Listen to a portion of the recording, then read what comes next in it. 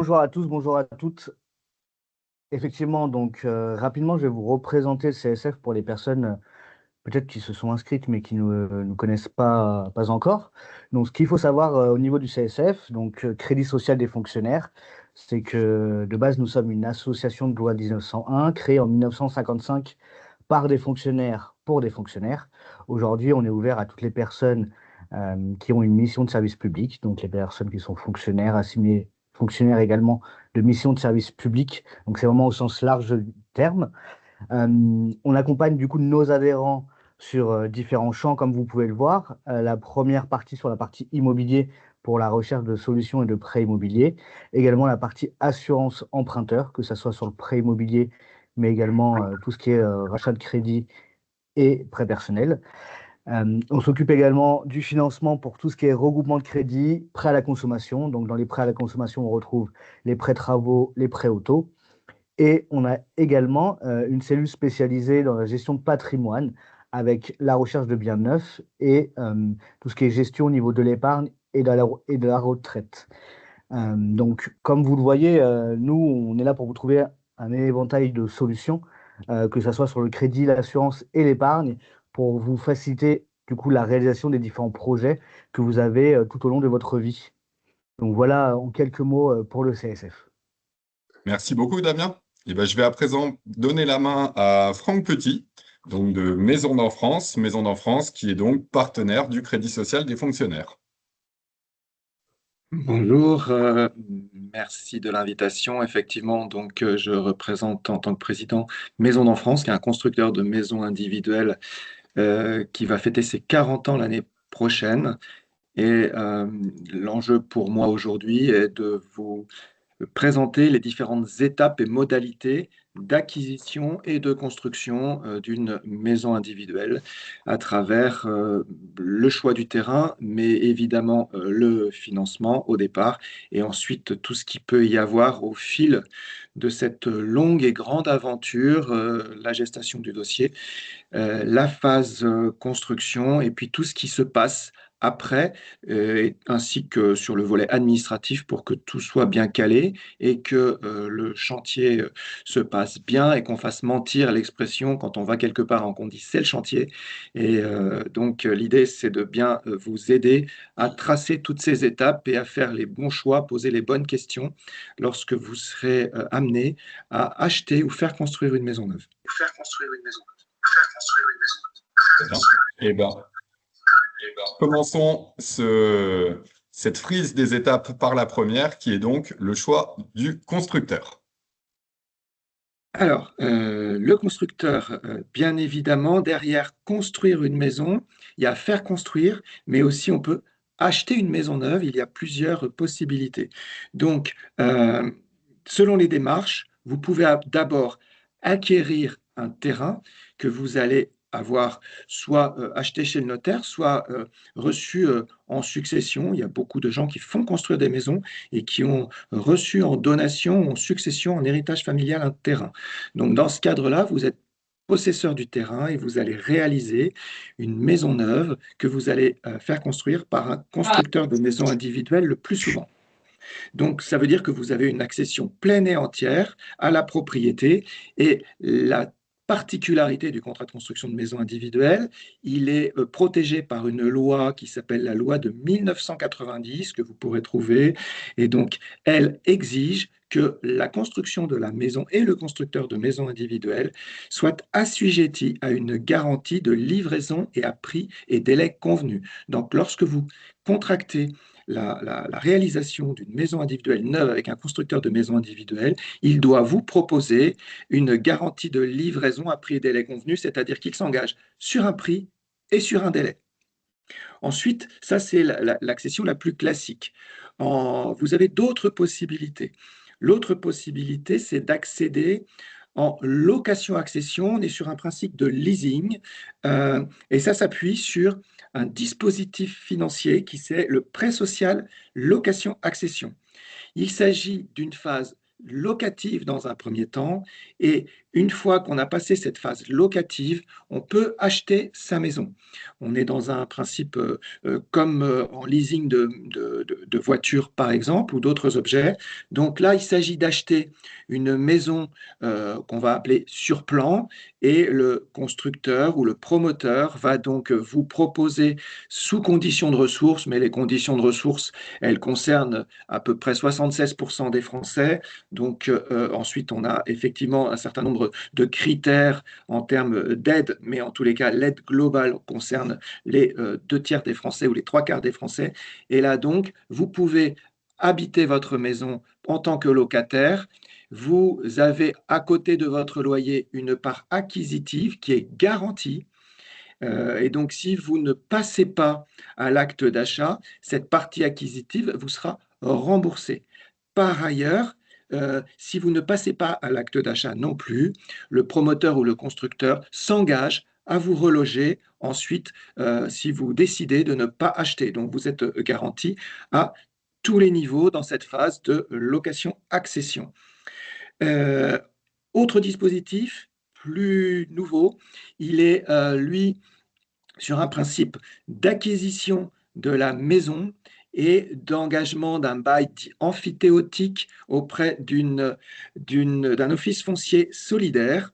Et c'est-à-dire que vous allez louer votre terrain et faire construire votre maison ou acheter votre maison sur le terrain qui sera loué. Ça vous permet, sur des villes très très chères, nous on a fait une opération par exemple à l'île de Ré. À l'île de Ré, on a logé des facteurs, des professeurs des écoles, etc.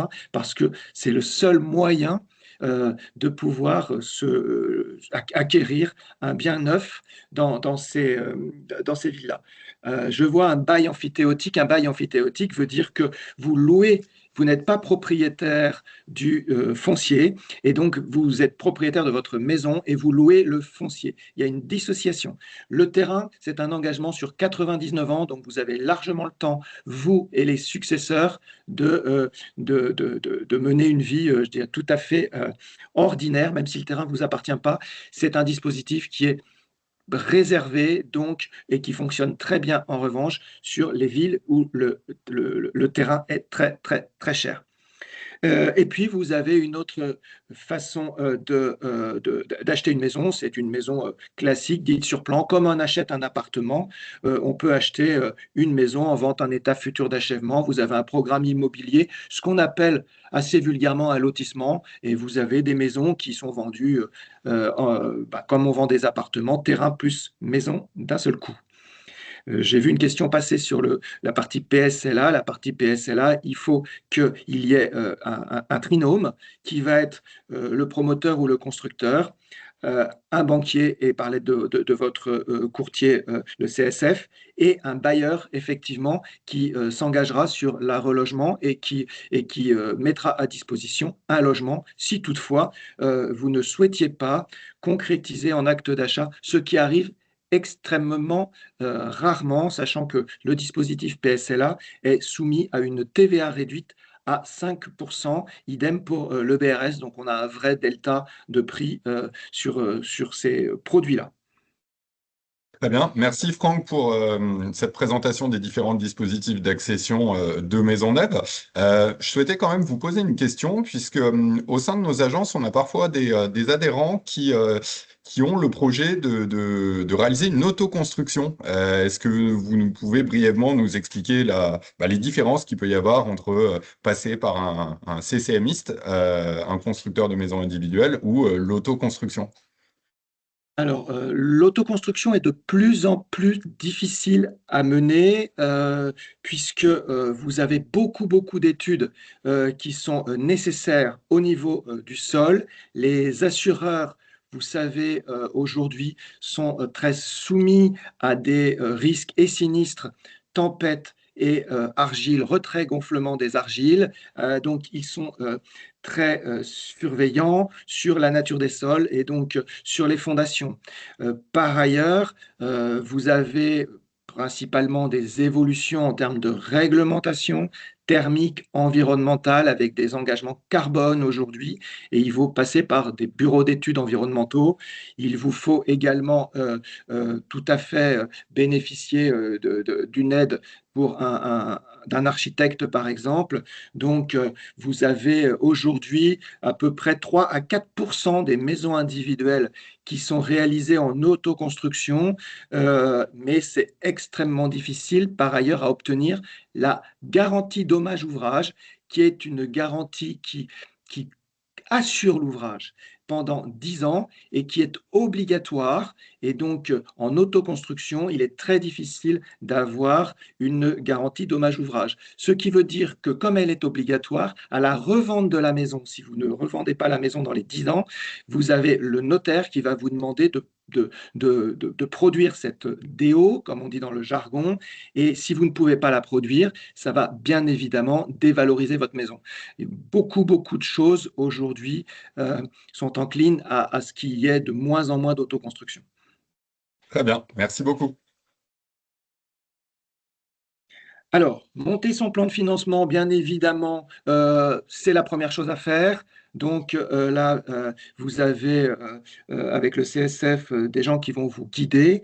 Je vous laisse expliquer un petit peu comment ça se passe pour imaginer un projet de construction ou d'acquisition avec le banquier. Tout à fait. Eh bien, on redonne la main à Damien. Exactement. Donc, comme l'a indiqué Franck, effectivement, la capacité d'emprunt, c'est vraiment la première étape du projet, avant même de savoir le type justement de projet. Est-ce qu'on va partir sur une construction, sur de l'achat sur plan, sur de l'ancien? Avant même de se décider, l'objectif est de savoir combien est-ce que l'on peut emprunter. Donc, la capacité d'emprunt, concrètement, c'est de connaître son montant maximum ou non d'ailleurs d'emprunt pour savoir ce qui est possible de faire en fonction justement des différents projets. Il y a des prêts à taux zéro qui peuvent exister ou qui n'existent pas. Et du coup, ça va forcément changer la capacité d'emprunt. Donc, cette capacité d'emprunt, c'est la somme concrète que vous pouvez rembourser tous les mois. Donc, c'est cette mensualité. Et donc, avec la mensualité et en fonction de la durée, ça nous donne le montant maximum d'emprunt. On entend beaucoup parler de taux d'endettement. Donc, aujourd'hui, le taux d'endettement maximum, en tout cas en immobilier, il est de 35% maximum avec assurance. On avait beaucoup par le passé tendance à dire 30%, 33%. Aujourd'hui, les normes obligent maximum 35% de taux d'endettement avec assurance à ne pas dépasser. Donc voilà la capacité d'emprunt, en sachant qu'on n'est pas obligé d'aller au maximum de ce taux d'endettement, qu'il s'agit vraiment d'une limite. Très bien. Est-ce que, mis à part donc ce taux d'endettement, justement, d'autres critères rentrent en ligne de compte? Exactement. Justement, pour définir le taux d'endettement et les capacités d'emprunt de chaque personne, elle va dépendre de différents critères. Le premier critère, forcément, c'est le critère des revenus, que ce soit des revenus fixes ou des revenus qui sont variables en fonction de son travail. Également, en fonction du patrimoine, parce qu'on peut avoir des revenus locatifs.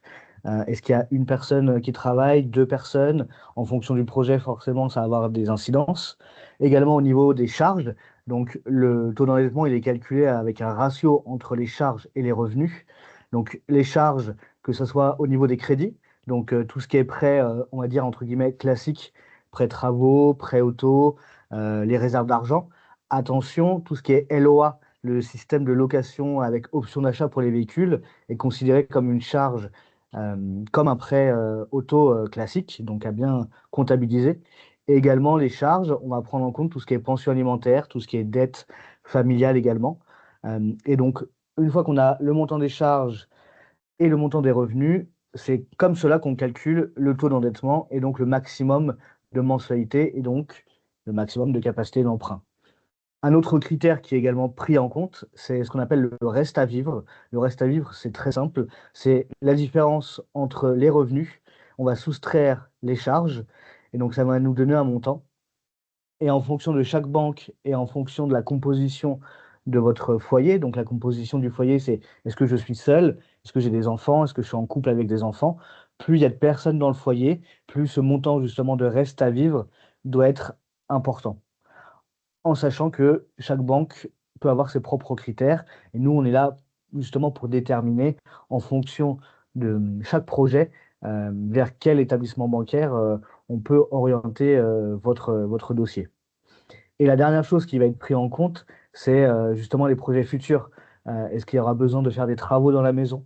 Est-ce qu'il y a besoin dans quelques mois d'un véhicule pour éviter justement d'être au maximum au niveau de sa capacité d'emprunt et de son taux d'endettement pour demain, après-demain, pouvoir réaliser peut-être un prêt auto ou un prêt travaux si le besoin se fait ressentir.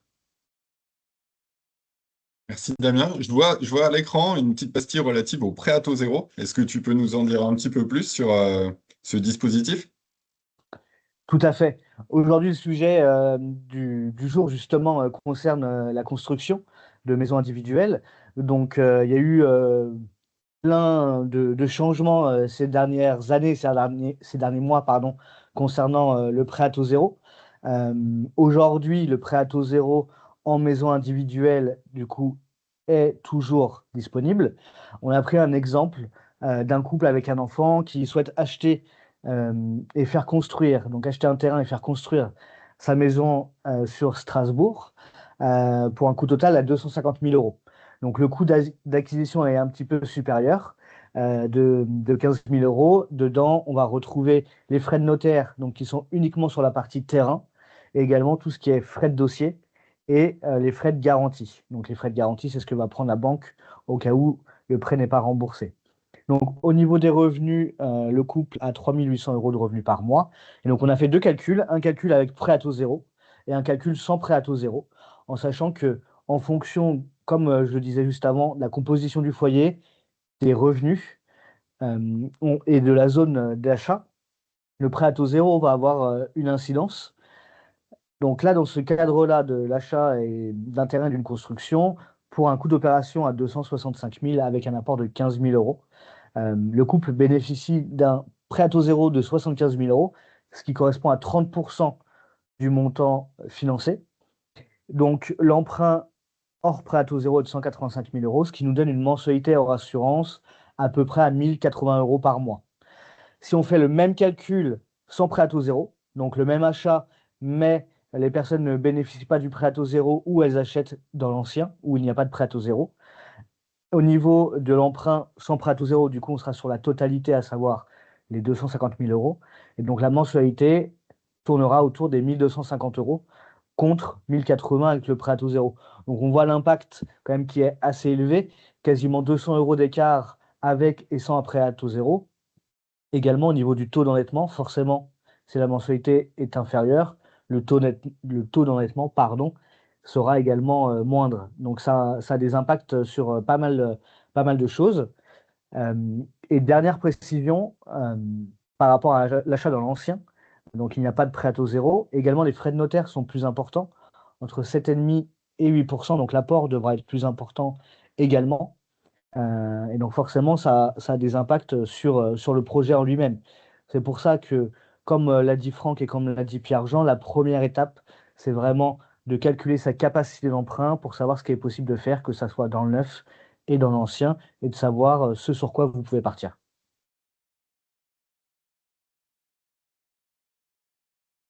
Et donc pour terminer justement par rapport justement aux critères bancaires qu'il ne faut pas oublier.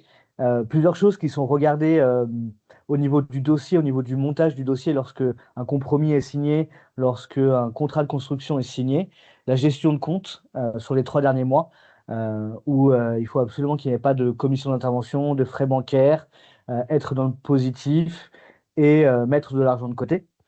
Également au niveau de l'apport, comme je l'indiquais, aujourd'hui, pour réaliser un projet immobilier, il y a un minimum d'apport qui est demandé. En règle générale, c'est au minimum l'apport des frais.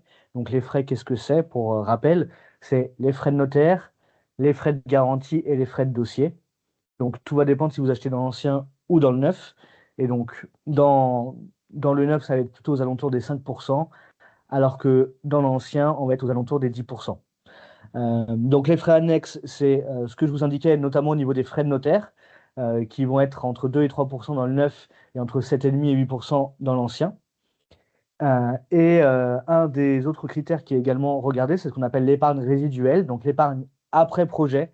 Une fois que vous avez mis de l'apport dans le projet, combien est-ce qu'il vous reste de côté en cas d'imprévu? Donc tous ces critères sont regardés.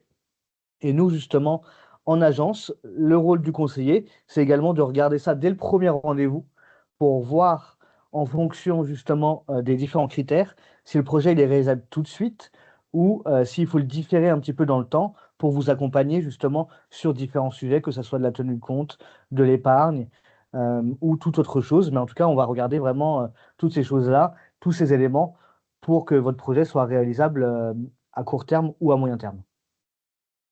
Merci Damien pour ce focus réalisé sur l'étape essentielle qui est le financement. Et je crois qu'on va redonner la main à Franck qui va voilà, reprendre le fil d'Ariane d'un dossier de construction. Autre étape essentielle, les autres, vous verrez, elles sont toutes très importantes, mais comme dans tout projet, pour le mener à bien, c'est la conception du projet, l'anticipation. Donc, anticiper sur le volet financier, bien évidemment, pour savoir de quelle capacité vous pouvez disposer. Là aussi, vous voyez qu'il y a un certain nombre d'aides possibles. Des gens comme chez nous, Procivis ou Maison d'enfance, on rajoute des aides, on bonifie des prêts à taux zéro, etc. Donc aujourd'hui, beaucoup d'acteurs vont vous aider sur le financement. L'autre point clé, c'est bien évidemment le terrain. Là, je vais plutôt faire le focus sur la construction de maisons individuelles. Donc je n'ai pas acheté. Je, je n'ai pas acheté une maison sur plan, en PSLA, en BRS ou en vente en état futur d'achèvement. Je dispose d'un terrain. Donc, quand on dispose d'un terrain, déjà la première chose, on l'achète ou on l'a acheté ou on en a hérité, il n'y a que le terrain qui est assujetti à des frais de notaire si vous l'achetez. Dans le cadre d'une construction de maison individuelle, on vient de parler des frais de notaire, il n'y a pas de frais de notaire, c'est un contrat de gré à gré entre un constructeur, mais qui doit disposer de toutes les garanties légales, voire d'autres. Et donc, ça, c'est important. Il n'y a pas de frais de notaire lorsque vous passez avec un contrat de construction de maison individuelle. Ce qu'il faut bien vérifier sur le terrain, c'est la bonne adaptation au projet. Euh, pour ça, un terrain, il faut vérifier son orientation. Est-ce que la vue qui m'intéresse, est-ce que va me permettre de mettre les chambres du bon côté, etc. Donc il y a déjà l'orientation vis-à-vis du soleil ou l'orientation vis-à-vis de la pente d'un terrain.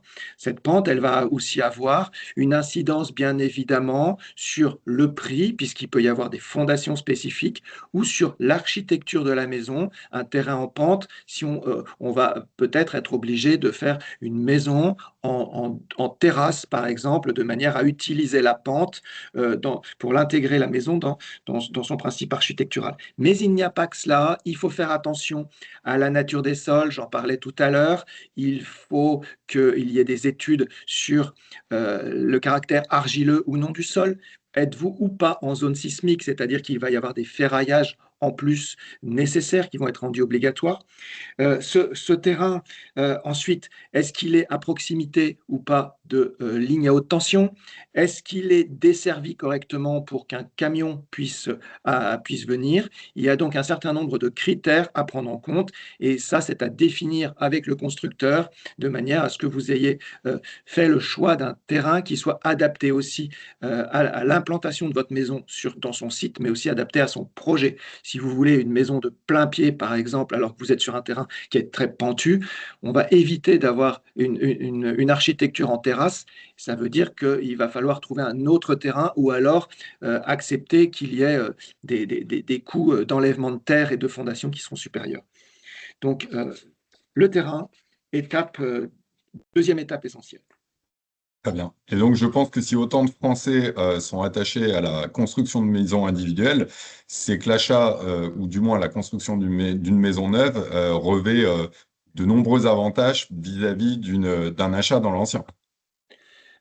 Alors, l'avantage principal, c'est bien évidemment que vous allez soit acheter une maison sur un plan type, mais en tous les cas, vous aurez plusieurs plans types. Si vous achetez une maison dans un lotissement, bah, vous avez plusieurs plans différents. Et puis, si vous retournez, surtout, si vous faites construire une maison avec un constructeur de maison individuelle, vous allez pouvoir soit choisir un modèle de plan qui va vous être proposé et qui sera adapté au plus grand nombre, soit personnaliser ces plans, soit complètement personnaliser votre projet. Ça, je dirais, c'est la phase conception. Ensuite, vous pouvez évidemment choisir vos revêtements tout de suite. Vous avez toutes les garanties et surtout pas de vis cachée dans du neuf, puisque en fait, vous allez bénéficier d'une garantie de parfait achèvement, c'est-à-dire qu'un an après l'achèvement de votre maison, le constructeur de maison vous doit réparer tous les petits défauts qui seraient apparus. Par ailleurs, vous avez la garantie biennale, c'est donc pendant 2 ans tout ce qui va être petit défaut d'équipement, un radiateur, des choses comme ça, une porte qui ferme plus ou moins bien, ça c'est garanti 2 ans. Ensuite, vous avez la garantie décennale. La garantie décennale, donc on va toucher aux grosses œuvres, à la toiture, à la charpente, etc. Ça, comme son nom l'indique, c'est 10 ans. Et par ailleurs, vous disposez aussi d'une garantie dommage à l'ouvrage qui là va vous permettre de ne pas passer par un système d'expertise en expertise et de savoir qui est responsable au bout de 8 ou 9 ans de la fuite dans la toiture. Là, vous avez un système de garantie dommage-ouvrage qui fait que, comme son nom l'indique, c'est l'ouvrage qui est assuré. Et donc, comme l'ouvrage est assuré, on ne va pas chercher qui est responsable. L'assureur dommage-ouvrage vous dédommage et ensuite, il ira chercher les responsabilités pour se faire rembourser ou pour faire exécuter les travaux.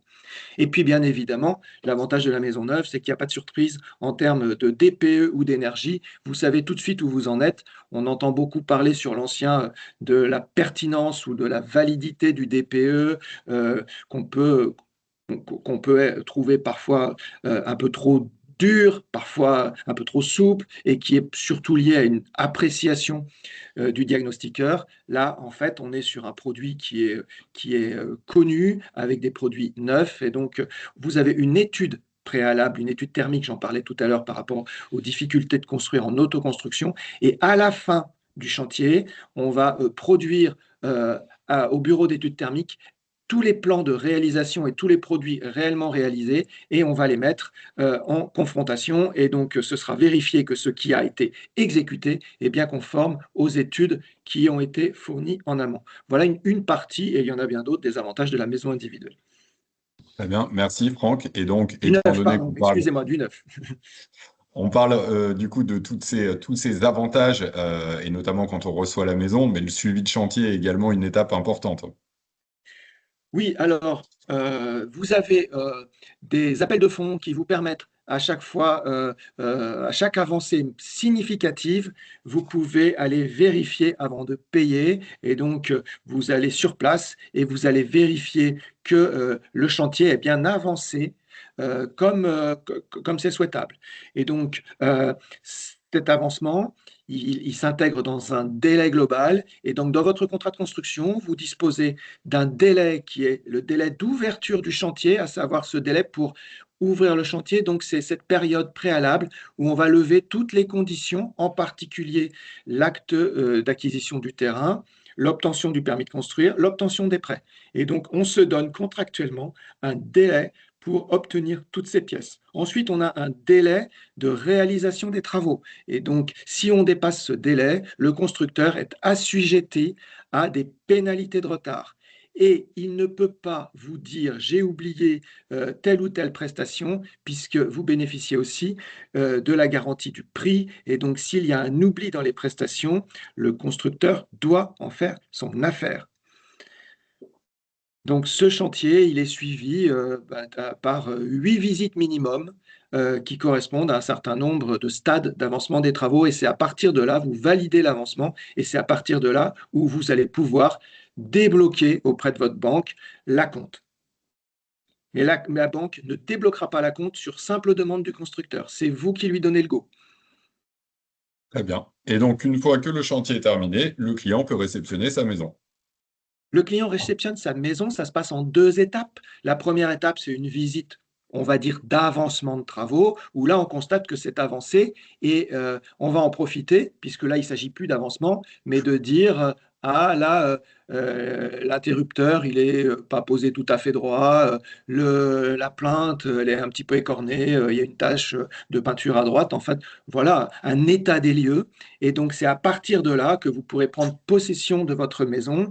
Et donc, on a un basculement contractuel vers les assurances. Là, c'est vous qui ensuite être responsable de ce qui arrive chez vous. Et puis, vous allez la terminer dans tout ce que vous voulez faire, la personnaliser, vos portails, vos jardins, etc., etc. C'est à partir de là que vous réceptionnez votre maison, vous en prenez possession.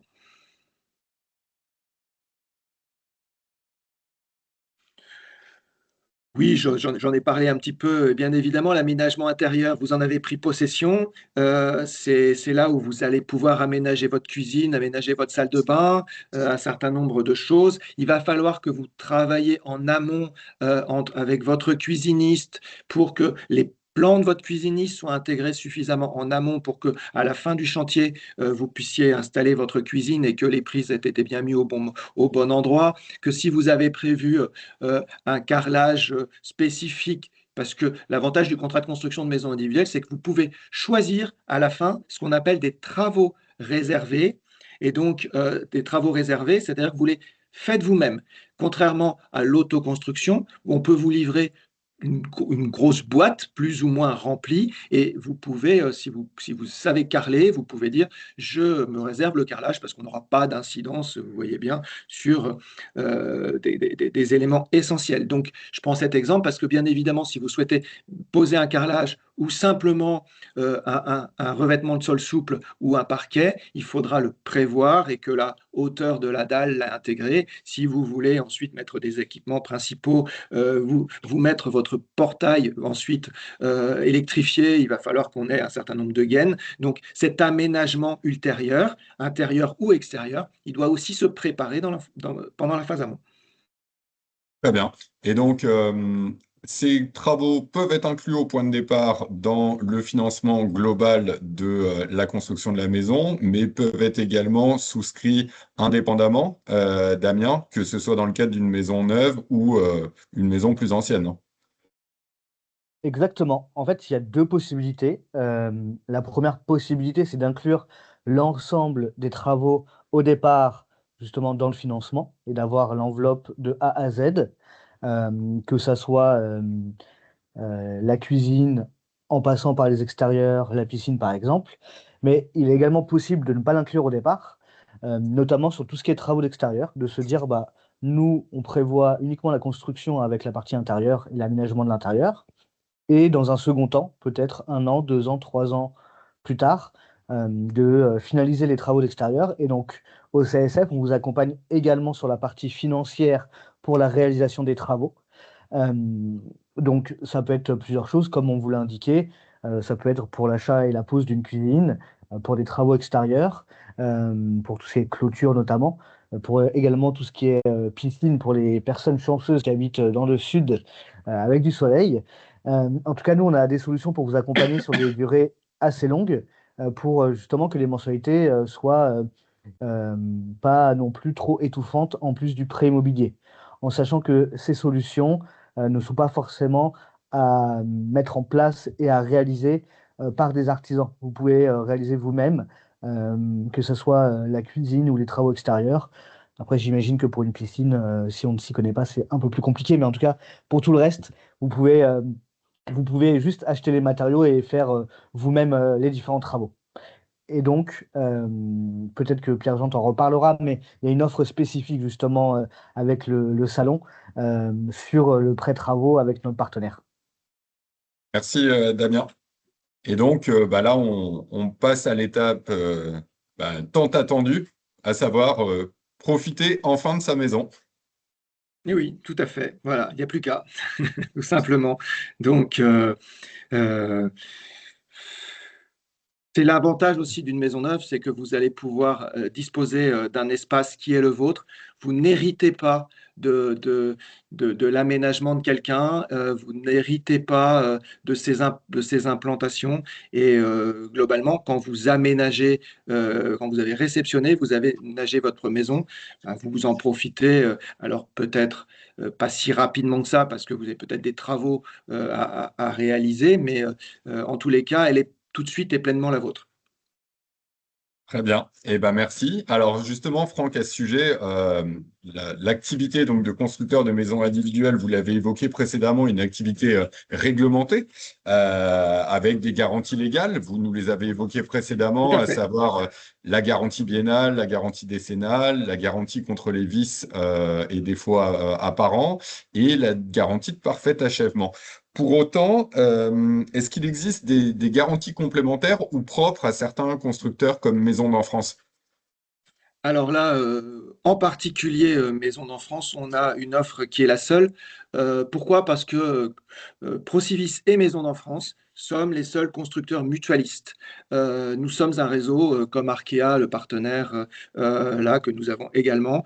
Donc, euh, garantir un bien et garantir la sérénité de nos acquéreurs, c'était extrêmement important. Souscrire à un contrat avec Maison d'Enfance, c'est aller plus loin que, que les contrats légaux, les garanties légales, pardon. Vous pouvez disposer, lorsque vous achetez un bien à un promoteur immobilier, d'une garantie revente au cas où il vous achète, où il vous arrive quelque chose. Bien souvent, c'est très proche des garanties et assurances qui vous sont proposées en même temps que le prêt immobilier. Nous, on va plus loin parce que les aléas de la vie, d'abord, ils choisissent pas qu'on soit déjà en phase chantier ou qu'on ait obtenu notre maison. Ils peuvent arriver en phase conception. Ils peuvent arriver en phase permis de construire. Mais dès lors qu'on a signé un contrat avec Maison d'Enfance, on a donc trois types de contrats. On a de garanties qui sont packagées, ça coûte rien, hein, c'est dans le prix de la maison. Donc, dans le prix de la maison, on vous offre ces garanties-là, qui sont euh, différentes évidemment à chaque stade. Avant l'ouverture du chantier, vous avez engagé des démarches, vous savez signer un acompte, etc. Eh bien, s'il arrive un aléa, euh, eh bien, vous allez être remboursé de toutes ces sommes qui auront été déjà dépensées et le contrat prendra fin. Vous pourrez le continuer ou lui faire prendre fin comme vous voulez. Ensuite, pendant les phases travaux, il peut arriver des choses aussi pendant la phase travaux. Eh bien, là aussi, pendant la phase travaux, vous êtes assuré et donc, s'il arrive quelque chose, vous pouvez continuer évidemment le projet, mais vous pouvez aussi changer les modalités du projet. Évidemment, il faut le justifier auprès de l'assureur. Et donc, dans ce cadre-là, on peut adapter la maison s'il est encore temps. Vous avez un handicap et il y a des pièces qui n'étaient pas prévues accessibles. Bien, enfin, tous ces travaux-là peuvent être garantis. Et puis, la garantie contrat-revente, elle s'applique dès lors que vous avez réceptionner votre maison et que vous êtes chez vous. Elle dure 2 ans après le fait de la réception. Pour nous, un aléa, c'est pas forcément du négatif. Un aléa, c'est un changement dans la vie. Et donc, une mutation en plus de 50 km, c'est un aléa. Une naissance jumellaire, détriplée, etc., c'est un aléa. Donc, il n'y a pas en aléa que le fait de la maladie, le veuvage ou le décès. Donc, il y a aussi d'autres éléments qui sont pris en compte et qui vont peut-être vous faire modifier votre projet, votre cadre de vie. Et donc, selon vos choix, selon les contraintes, eh bien, vous allez pouvoir bénéficier de ces garanties qui, vous le voyez, sont pris en charge à hauteur de 40 000 euros dans toutes ces conditions-là. Très bien. Et je crois qu'en plus de ces garanties exclusives, vous avez une spécificité au niveau du paiement. C'est bien ça? Oui, toutes les agences ne le font pas, et ça dépend évidemment du montage financier, de tout un tas de choses, mais on a une possibilité de ne payer sa maison entièrement qu'à la fin, à la réception. Donc, ce qui vous permet de ne pas payer de frais intercalaires ou de prendre largement le temps pour déménager, vous organiser. Donc, vous payez la compte. Selon les agences, on peut aller juste de 5 et s'arrêter au stade d'avancement des 20%. Mais ensuite, vous payez 95% si vous avez payé 5, dans l'exemple que j'ai pris. Vous ne paierez les 95 qu'à la réception de la maison, donc pas d'intérêt intercalaire. Et c'est nous qui portons tout le paiement des entreprises, enfin tous les paiements de tout le monde, et vous nous payez à la fin. Très bien. Bah, effectivement, ça doit être un argument de poids aussi bien pour les clients, mais également pour les banquiers, dans le cadre de l'octroi des prêts, de bénéficier dans le cadre d'un contrat de construction de toutes ces garanties. Pour autant, on a encore certains Français qui sont un peu réticents pour se lancer dans un projet de construction. Comment est-ce que vous pourriez les rassurer définitivement, Franck? Alors nous, c'est simple, depuis 2017, tous nos clients disposent d'une plateforme d'avis. Cette plateforme, elle est certifiée, donc les avis vous appartiennent. On n'est pas sur du TripAdvisor ou des choses comme ça. Ce n'est pas l'entreprise, ce n'est pas le constructeur qui est propriétaire des avis. Donc les avis sont stockés dans un coffre-fort électronique auprès d'un opérateur qui s'appelle Opinion System, qui dispose plus d'un million d'avis certifiés, ce qui fait que derrière, il faut absolument que ce soit des clients. N'importe qui ne peut pas, ne peut pas. Donc, il faut s'identifier avec un avis client, avec un numéro de contrat client, et ensuite, vous pouvez donner votre avis. Ce qui nous permet aussi, évidemment, d'échanger avec vous et nous de progresser, mais aussi de se dire les choses. Parfois, on a un client qui peut nous mettre une note de 4 sur 5, mais la durée d'un chantier, c'est tellement long, et la phase commerciale n'est pas forcément la même que la phase travaux. Et donc, à chaque fois, on essaye de comprendre les uns et les autres pourquoi le 4 sur 5. Et finalement, euh, on peut même se retrouver avec des clients qui améliorent même leurs notes en disant oui, finalement, ah, sur le coup, je n'ai pas compris que au départ, la salle de bain, vous vouliez une douche ou une baignoire, mais non, on n'a pas pu le faire comme ça parce que effectivement, il y a des normes, etc. Donc parfois, on peut dire non, mais, voilà, c'est un moyen pour nous de se dire que nos avis, ils ont une vraie valeur. Et ça se traduit parce que c'est la 10e édition qui vient d'être publiée là en novembre 2025. Bon, on ne présente pas les labels Capital qui sont quand même un gage de sérieux. Et donc, on a depuis 8 ans le label Meilleure enseigne qualité de service 2026. Ça ne veut pas dire que nos confrères construisent moins bien que nous. En revanche, on a un pack de services qui est inégalé. Très bien. Eh ben, merci infiniment, Franck, pour toute cette présentation détaillée. Merci, Damien, également pour ton intervention sur la partie accompagnement, pour la partie financement. Bah, si d'aventure vous souhaitez prendre attache avec Maison d'Enfance pour pouvoir étudier un projet de construction, eh bien, n'hésitez pas.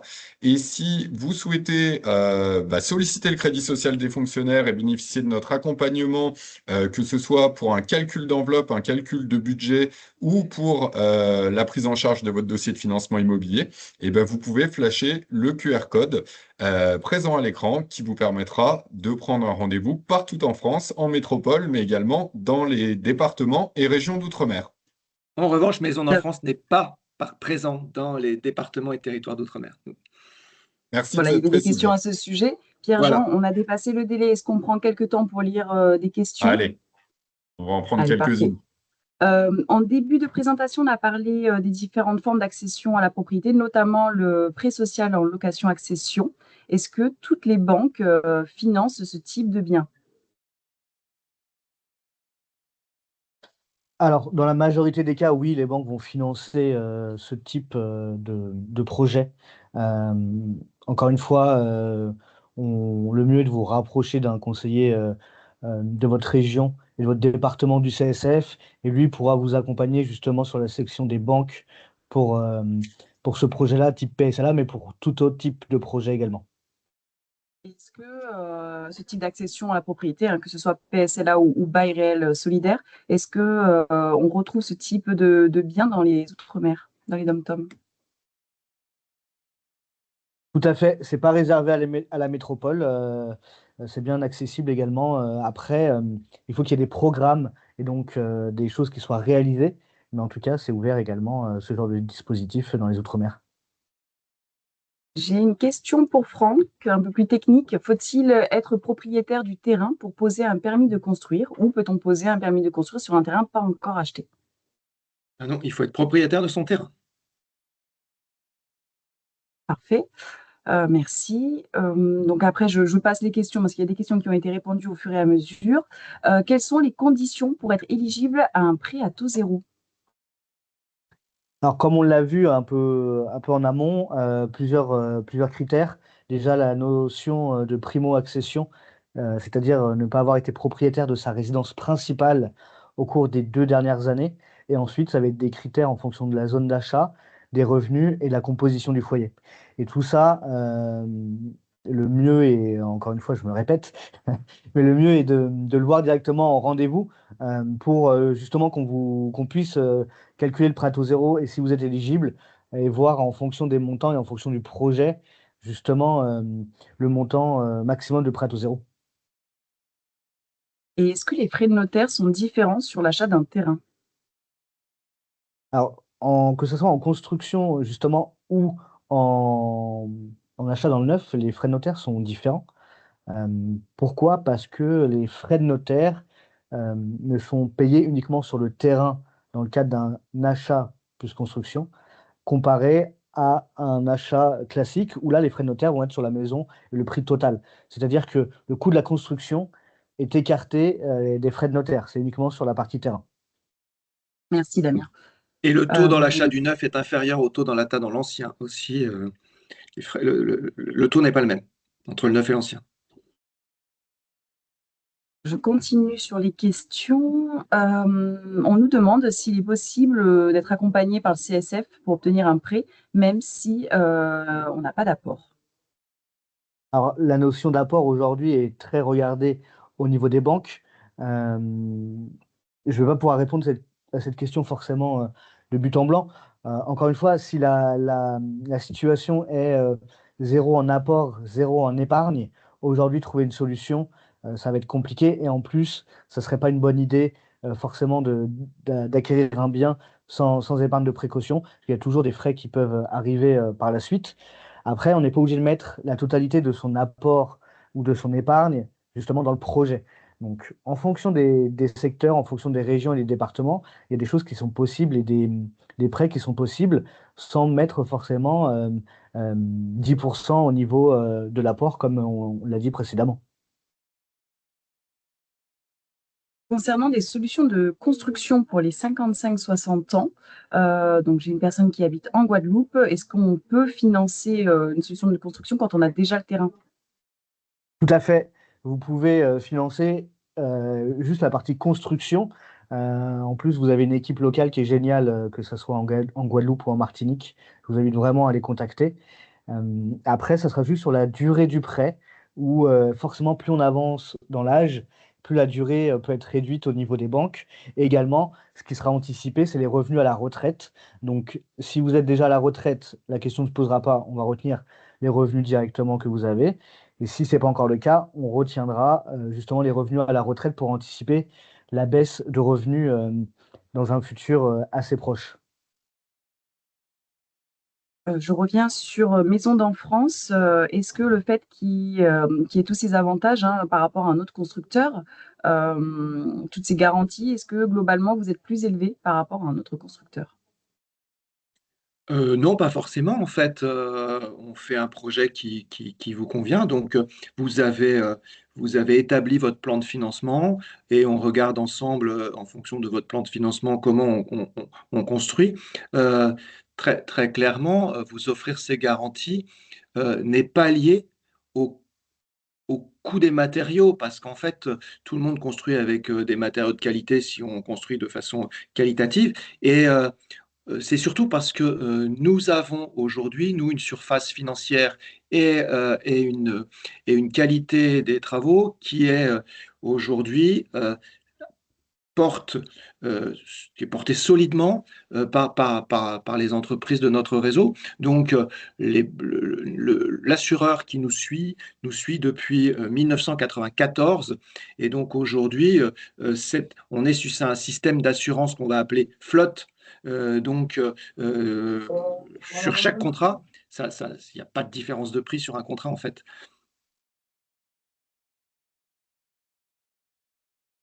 Ensuite, on a une question concernant le prêt à taux zéro et le PAS. Est-ce qu'on peut cumuler les deux prêts? On t'entend pas, Damien. Pardon. Donc, je ne vais pas revenir sur le prêt à taux zéro et les notions de prêt à taux zéro comme on l'a déjà vu un petit peu avant.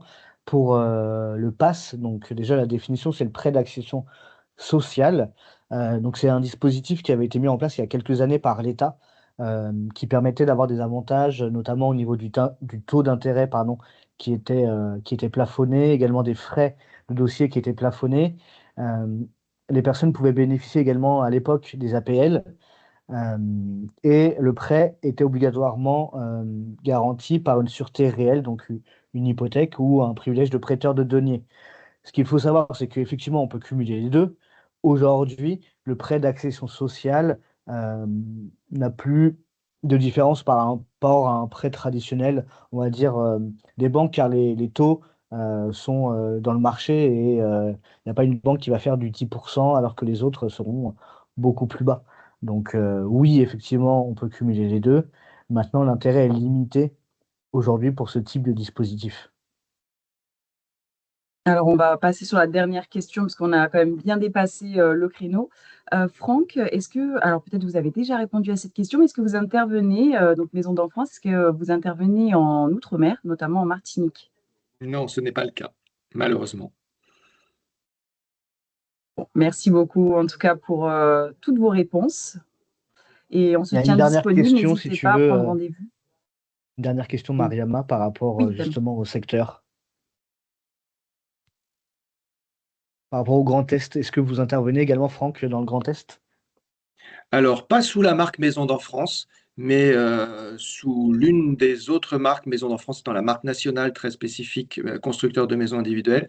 Mais nous intervenons dans le Grand Est à travers des sociétés comme Evel Construction, comme Ma Maison, etc., si on veut être dans les Vosges, et d'autres structures qui ne font pas de maisons individuelles, mais qui vendent des logements individuels en PSLA, VFA et BRS à Strasbourg sur Procivis Alsace. Donc, si vous ne trouvez pas en constructeur de maisons neuves, Maisons dans France, vous avez d'autres constructeurs ou promoteurs sur le site procivis.fr qui disposent d'un stand dans le e-salon aujourd'hui. Très bien. Eh ben, merci Franck, Damien, Mariama pour votre expertise. Merci à toutes et à tous d'avoir participé à ce webinaire. On espère avoir répondu à bon nombre de vos questions ou interrogations. Et il n'y a plus qu'à vous souhaiter une bonne continuation sur le e-salon Habitat CSF. Merci à vous. Merci de votre écoute. Bonne journée.